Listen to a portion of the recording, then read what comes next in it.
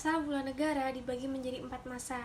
Di antaranya yang pertama yaitu ada teori kekuatan, di mana dalam teori ini berbasis kepada kekuasaan karena adanya keunggulan kekuatan seseorang yang lain, di mana seseorang ini memiliki power yang mendominasi dan memiliki kekuatan yang lebih terhadap golongan atau masa yang ia miliki. Nah, salah satu tokohnya yaitu Karl Marx. Yang kedua yaitu ada masa positivisme. Positivisme adalah aliran pemikiran yang bekerja berdasarkan empirisme dalam upaya untuk merespon keterbatasan filsafat spekulatif. Nah, salah satu tokohnya yaitu Hans Kelsen. Yang ketiga ada teori modern. Teori ini lebih condong kepada hukum tata negara karena membicarakan negara sebagai kenyataan yang ada. Tokohnya yaitu Cronenberg. Yang keempat ada masa abad pertengahan. Dalam masa ini dibagi menjadi dua, ada pra-Renaissance dan pasca-Renaissance. Nah, dalam pra-Renaissance itu ada beberapa tokoh.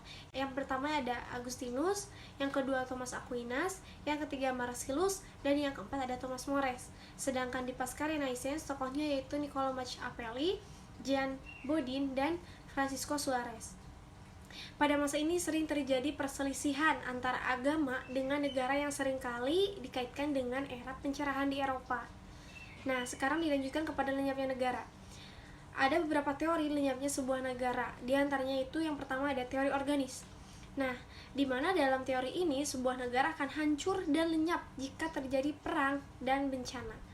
Yang kedua itu ada teori anarkis. Di mana dalam teori ini negara akan lenyap jika disebabkan pada dua hal. Yang pertama yaitu ada pemberontakan dan yang kedua ada terorisme. Yang ketiga teori Marxisme, bahwa lenyapnya negara itu karena pertama pemberontakan kaum proletar dan yang kedua yaitu perlawanan proletar kepada pemodal. Yang keempat yaitu teori mati tuanya negara. Penyebab lenyapnya sebuah negara atau kehilangan unsur negara seperti pemisahan dengan negara induk dan negara tersebut tidak mampu mengurus negaranya sendiri.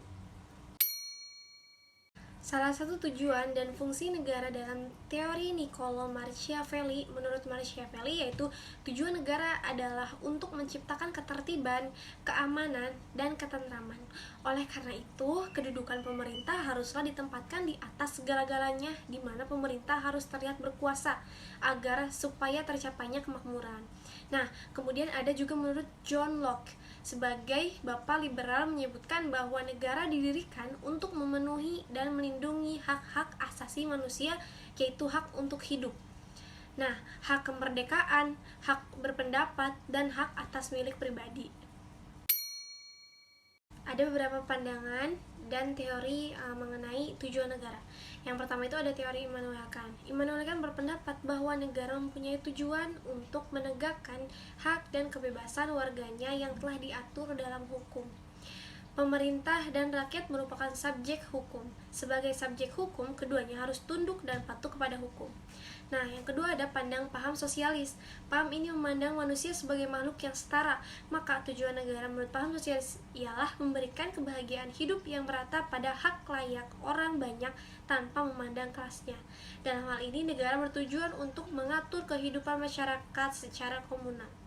Yang ketiga itu ada paham liberalis kapitalis. Nah, paham ini pada dasarnya memandang manusia sebagai makhluk hidup yang individualis.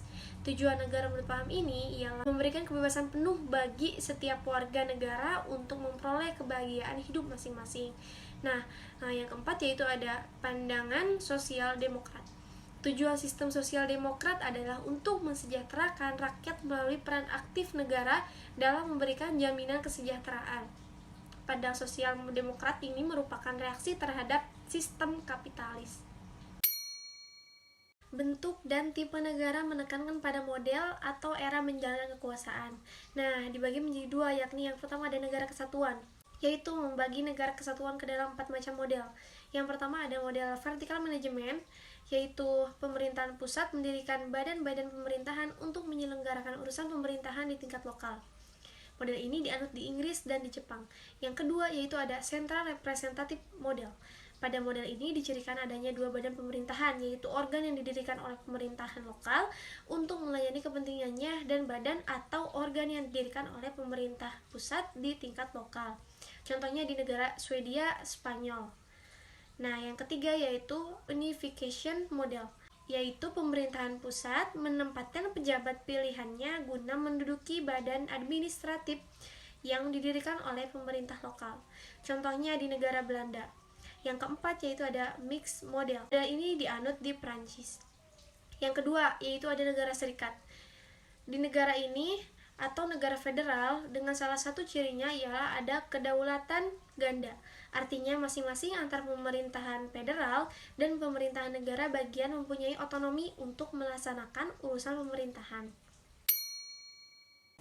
Bentuk dan sistem pemerintahan. Seperti bentuk autokrasi yaitu yang dikelola oleh satu orang, dan kemudian oligarki yaitu bentuk pemerintahan yang dijalankan oleh beberapa orang atau kelompok tertentu.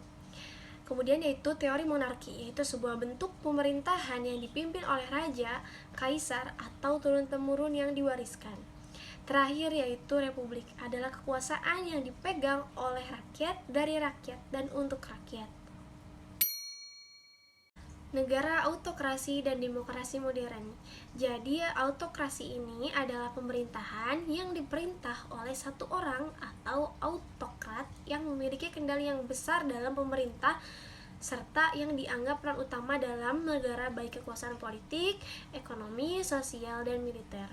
Sedangkan demokrasi modern adalah bentuk negara di mana semua orang memiliki hak untuk memegang kekuasaan karena yang menjadi dasar pijakan demokrasi adalah kedaulatan rakyat.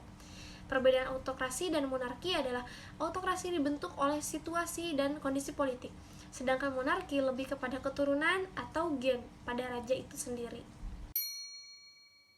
Negara itu sangatlah beragam, yang ditujukan bagaimana negara tersebut menganut sistem kekuasaan, dimulai dari teori trias politika, kekuasaan negara secara langsung, maupun menurut beberapa tokoh terkemuka, dimulai dari John Locke, Montesquieu, dan lain-lain. Pasti memiliki kesamaan dan perbedaan dengan ciri khasnya masing-masing yang tentu saja berbeda dalam mengatur sebuah negara.